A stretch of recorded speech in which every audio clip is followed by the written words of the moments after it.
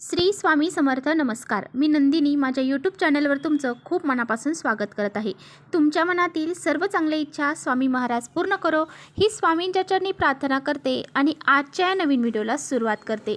तर येत्या 31 जुलैला म्हणजेच बुधवारी आलेली आहे कामिका एकादशी. तर कृष्ण पक्षातील एकादशीला कामिका एकादशी किंवा पवित्र एकादशी असंही म्हणतात. या एकादशीचे विशेष महत्त्व आहे. देवशयनी एकादशी नंतर लगेच ही एकादशी येत असते, ज्यामुळे भगवान विष्णू योग निद्रेमध्ये असतात. कामिका एकादशीचे व्रत भक्तिभावाने पाळल्यास सर्व प्रकारच्या वाईट कर्मापासून आणि पापापासून मुक्ती मिळते असं मानलं जातं.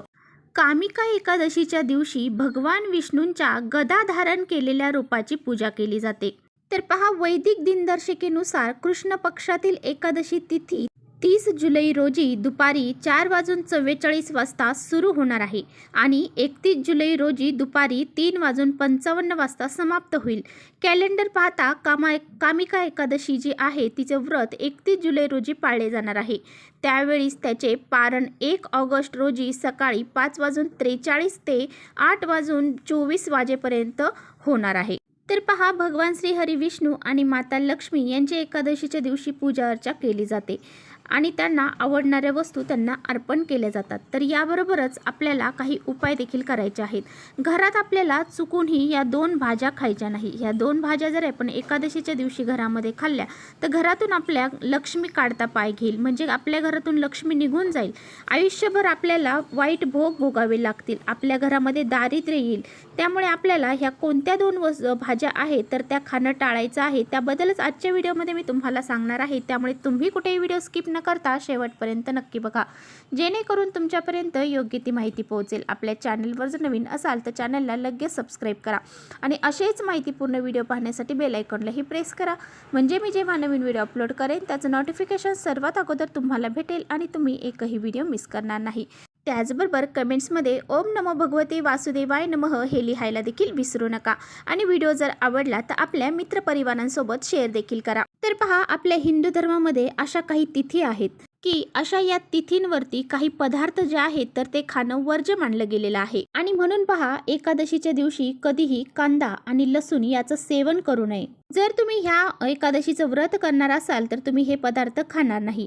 परंतु तुम्ही जर हे व्रत करणार नसाल तर आपण जे काही स्वयंपाक करणार आहोत त्यामध्ये आपल्याला कांद्या आणि लसणाचा वापर करायचा नाही. त्याचबरोबर काही अशा डाळी ज्या आहेत तर त्या सुद्धा या दिवशी खाणं टाळलं जातं. पहा, या दिवशी आपल्याला मसुराची डाळ, त्याचबरोबर चण्याची डाळ ही सुद्धा खायची नाही. त्याचबरोबर उडीद असतात पहा, काळे जे उडीद असतात त्याची डाळ किंवा उडीद हे दोन्हीही आपल्याला या दिवशी सेवन करायचं नाही. त्याचबरोबर बघा, या दिवशी मिठाचं सेवन करणं सुद्धा टाळलं जातं, परंतु प्रत्येकालाच मिठाचं सेवन टाळणं हे शक्य होत नाही.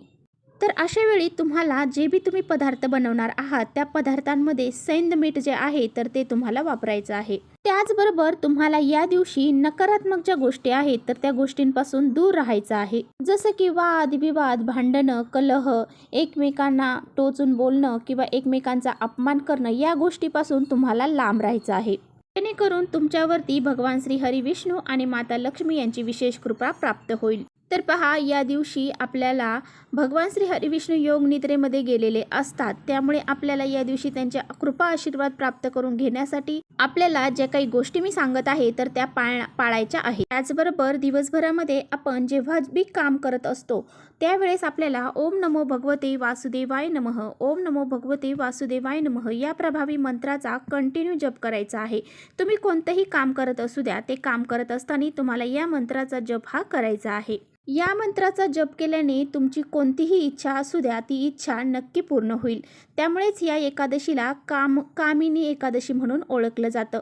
ही एकादशी जी आहे तर ती आपल्या ज्या बी इच्छा आहेत तर त्या पूर्ण करणारी एकादशी आहे. त्याचबरोबर जेव्हा तुम्ही आंघोळ करणार आहात तर आंघोळ करताना तुम्हाला कोणत्याही प्रकारचा शॅम्पू किंवा साबण हा अंगाला लावायचा नाही. दिवशी जर तुम्हाला शक्य झालं तर पवित्र गंगेमध्ये जाऊन स्नान करा. आता प्रत्येकालाच पवित्र गंगेमध्ये जाऊन स्नान करणं शक्य होत नाही, त्यामुळे जर तुमच्याकडे गंगाजल असेल तर ते तुम्हाला अंघोळीच्या पाण्यामध्ये टाकून ही अंघोळ करायचे आहे, परंतु आपल्याला अंगाला साबण किंवा शॅम्पू हा लावायचा नाही.